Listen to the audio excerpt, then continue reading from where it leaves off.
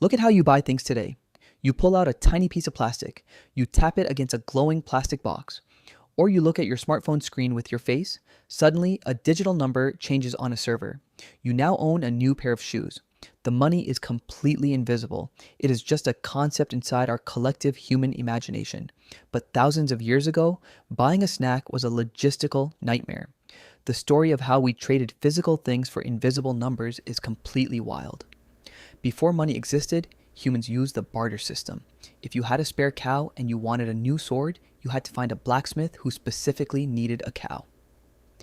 This scientific dilemma is called the double coincidence of wants. If the blacksmith didn't want your cow, he wouldn't make your sword. You were completely out of luck. Plus, carrying 50 chickens to the market just to buy a single sack of grain was incredibly loud, messy, and annoying. So, humanity started looking for universal tokens. Some cultures used beautiful seashells. Others used salt, tea leaves, or cocoa beans. But the most extreme early currency happened on the island of Yap. They used giant limestone discs called rye stones. These massive stone wheels could measure up to 4 meters wide.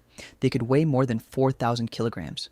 They were far too heavy to actually move. So, if you bought a house, the massive stone stayed exactly where it was.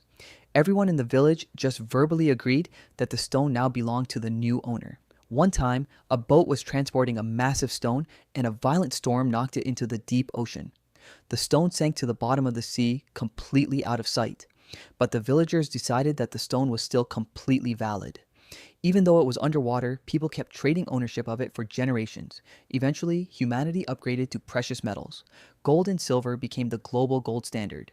They were shiny, rare, and couldn't be easily faked, but carrying 100 kilograms of heavy gold coins made you a massive target for highway robbers. It was loud, it ruined your back, and it was highly insecure. Enter the medieval goldsmiths. These craftsmen had the heaviest, most secure iron vaults in town. Wealthy merchants started bringing their heavy gold to the goldsmiths for safekeeping. The goldsmith would lock the gold in his vault. In return, he would hand the merchant a small paper receipt. This paper note stated exactly how much gold was waiting in the vault. Soon, merchants realized something brilliant. They didn't need to go back to the vault, withdraw the heavy gold, and hand it to a seller. They could just hand the seller the paper receipt itself. The paper receipt became the currency. This was the clumsy, accidental birth of paper banknotes and modern banks. Then, the goldsmiths noticed a massive biological glitch in human behavior. People almost never came back to withdraw their actual physical gold. Only about 10% of the gold was ever taken out at any given time. So, the goldsmiths executed a sneaky financial hack. They started printing extra paper receipts that didn't actually have any real gold backing them up. They loaned these fake paper notes out to other citizens and charged them interest. They were literally creating money out of thin air. This practice is called fractional reserve banking. It is the exact foundation that the global financial system runs on today. Today, the physical paper is disappearing too. Only about 10% of the world's total currency exists as physical cash or coins. The other 90% exists purely as digital code on bank servers.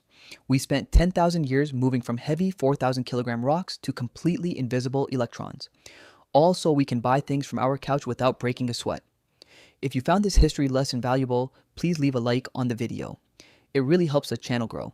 Drop your wildest financial theories in the comment section below, smash that subscribe button, and we will see you next time on the Evolution Sketchbook.